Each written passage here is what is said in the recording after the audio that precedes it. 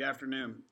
My name is David Ebert, and this is case study 51 for Discovery class, and we're doing roundabouts. Here are the members of the team, and here's an introduction to what we're going to be talking about today. So our case study was about roundabouts and the ethical implications it has on the visually impaired and the hearing impaired. So basically, studies that have been done here in the United States have said that roundabouts are actually more safer than traditional intersections. A couple of the stats that are up on the board that I'll let you read. It's 37% reduction in accidents and a 90% reduction in fatal collisions. So that's extremely good, and from an engineering perspective, a city's perspective, and everybody's perspective, we should have more roundabouts here in the United States. But other than that, they're more cost effective. They're a lot more economically viable in the fact that you don't have to actually stop at the intersection. You'll just slow down, merge with traffic, and then make your turn. So roundabouts are actually a very good device when it comes to vehicle intersections. But there are some downsides to it, especially when it comes to ethically, when it comes to the hearing impaired and visually impaired. The reason is how do they get across the road if traffic's not stopping or anything like that? So what we currently have in our intersections right now is a pedestrian actuated signaling system. I hit the button, goes to a red light, traffic stops, they're able to cross. But with a roundabout and vehicles never stopping, how are we going to solve this? So the book came up with two different solutions. The first one is actually to install one of those pedestrian activated light systems to actually halt traffic, allow pedestrians to cross, and then traffic will resume as normal. The problem with this is twofold. One, it costs more. It's a lot more infrastructure. So, computer systems to control the lights, the cost of the lights, replacing the lights, maintenance on the road. Vehicles stopping on the road actually causes more wear on it than just traffic that's passing over it. So you're going to have to come through and rebuild every once in a while.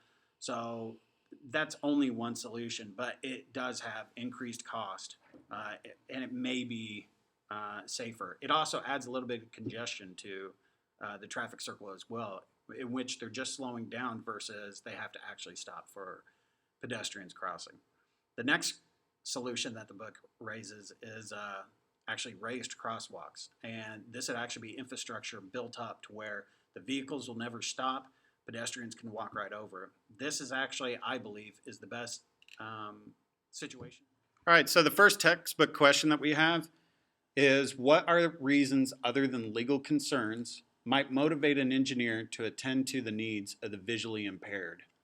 The one that we all came up with is off of our engineering ethics, which is the first fundamental canon of the code of ethics for engineers is hold paramount the safety, health, and welfare of the public.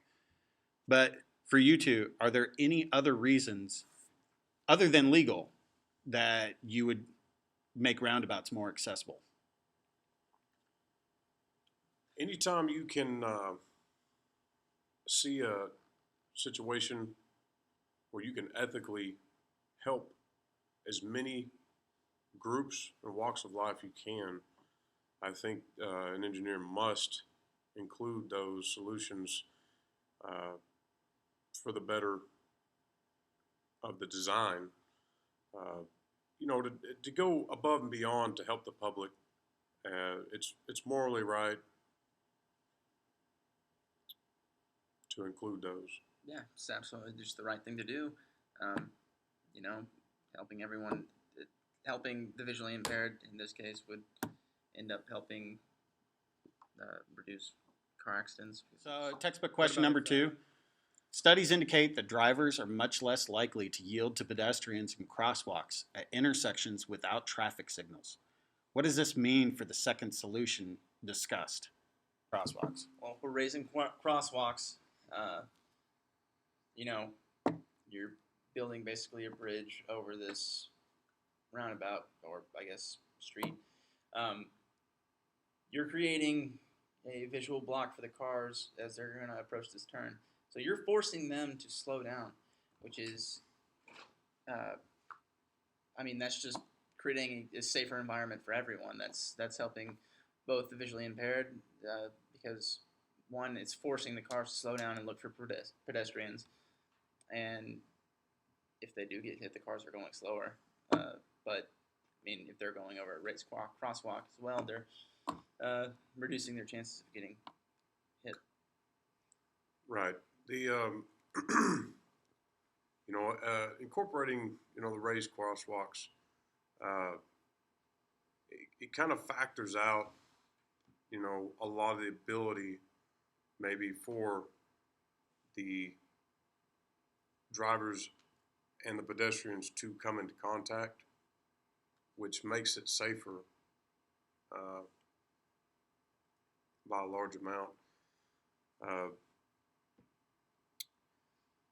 These, are more expensive, but being safer is the more ethical thing to do, is to first try to come up and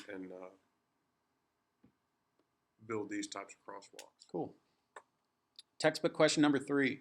Should engineers be responsible for ensuring that their designs are accessible to individuals who are both visually and hearing impaired? Why or why not? That's a really good question.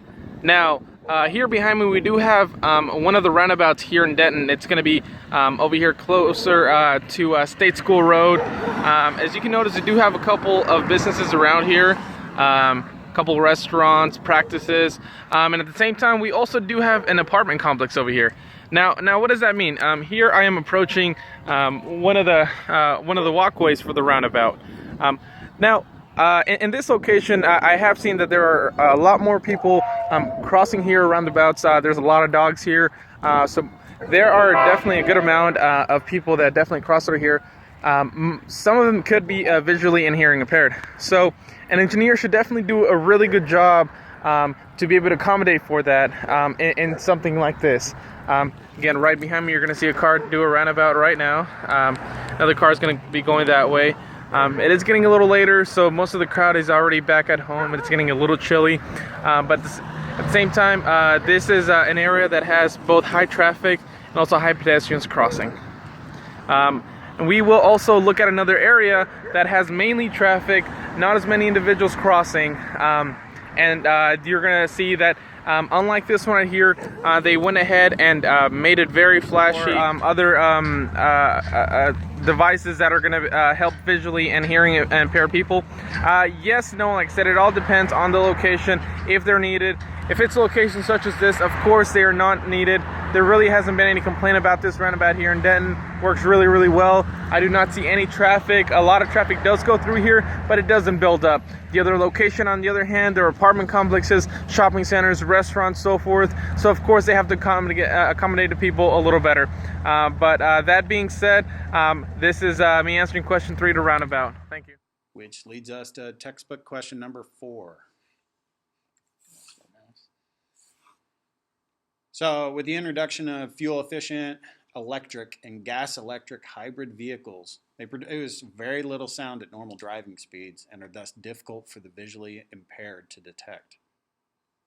Does this raise problems for engineers similar to those by roundabouts? In what ways are these problems similar, and what ways are these different? Cars have a very distinct sound, and you know that that's a car coming, even if you're a blind person. Maybe if you can't hear the engine, you would still definitely hear the car tires on the road. So do you believe it to be a moot point ethically? No. Ethically, I think it should be looked at, but at where the line is drawn for the engineer's responsibility, like I said, in the roundabout, maybe it may be more a driver situation, It may be more maybe an automotive industry engineer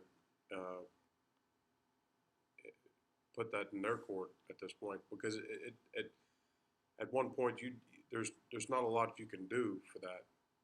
Okay. You know, looking at it from now. So what you guys are saying is basically it is an ethical dilemma for us as it is for, let's say, the vehicle engineer, the person that designed it, and for the drivers. The drivers should still be should pay attention to their surroundings and not drive over anybody that has impairment. Absolutely. So it is an ethical problem, and we would just deal with it if we can deal with it. Roundabouts should be utilized at intersections with low pedestrian volume. We found that it may be best to use raised crosswalks when you have high pedestrian volume, minimize interaction between the pedestrians and the vehicles. A well-designed roundabout layout, which is safe and efficient for all vehicle and bicycle and pedestrian traffic without being overly complicated, might be best. So to wrap up the case study summary, roundabouts are an effective solution to intersections without signals. They offer cheaper construction, low maintenance, and safety. They are a more streamlined approach to the way traffic moves through an intersection. They have the ability to add solutions we have the ability to add solutions for the visually impaired. Where do the responsibilities for the engineers lie? Well, they lie with us, because we are going to be those engineers. And if you can design something that reduces fatalities by 90% and you can allow pedestrians to cross safely with just a couple added, safety measures, that still wouldn't be as expensive as an overall intersection and would actually work better, then yes, I think ethically as an engineer, it meets both standards of actually solving a problem and protecting the people that problem is meant to solve for. So I think I think roundabouts are a great way, and I think engineers can ethically design them safely. To continue summarizing, as statistics from the Insurance Institute of Highway Safety shows, all accidents of any kind are greatly reduced by implementing the roundabouts. They show to be cost-efficient way to direct the flow of traffic. You're able to drive, from point A to point B with relatively ease, no stopping, no going, and it allows other people to be able to yield to come in when they should and when they shouldn't. And you can also implement safety features for pedestrians that have disabilities. Roundabouts are much greener than the traffic signal intersections. They don't need as much material. All roundabouts function the same, even though they do not look the same, but they all function the same, the way they should get pedestrians or passengers from point A to point B safely. And to add some closing remarks, and intersections all across America are changing. They're doing so to increase the overall savings, efficiency, and safety for all pedestrian and vehicle interactions. You also can reduce pedestrian, casualties. And as an engineer, when you design that roundabout, you have to take into account how do you make sure all pedestrians are safe, even the ones who are disabled. How do you do that? Or the elderly who may have low vision or bad hearing. How do you protect them? And as an engineer, that's what we worry about in our designs. That's what we have to accomplish. And we have to make sure that they're safe. Everyone's safe when they use one of our designs. Because if you don't do that, then you're in a world of hurt. For one, possible legal sanctions, you can lose your license if you're a professional engineer. And how you maybe not even get another job again. Who knows? It's a very telling thing. So that's why an engineer has to be 100% of the time 100%. But when it comes down to it, an engineer should always refer back to their code of ethics and realize what they're doing is falling in line with those. Because if you don't, then you end up running into a lot of issues and a lot of problems with people getting hurt or worse, injured and dying. And no one wants that on their conscience. And no one should have to live in a world where things are not safe and things are dangerous and they're not allowed to access something that, say, someone else who's not disabled could. But that's going to do it, and this is my team's project and I's about roundabouts and the engineering ethics behind it.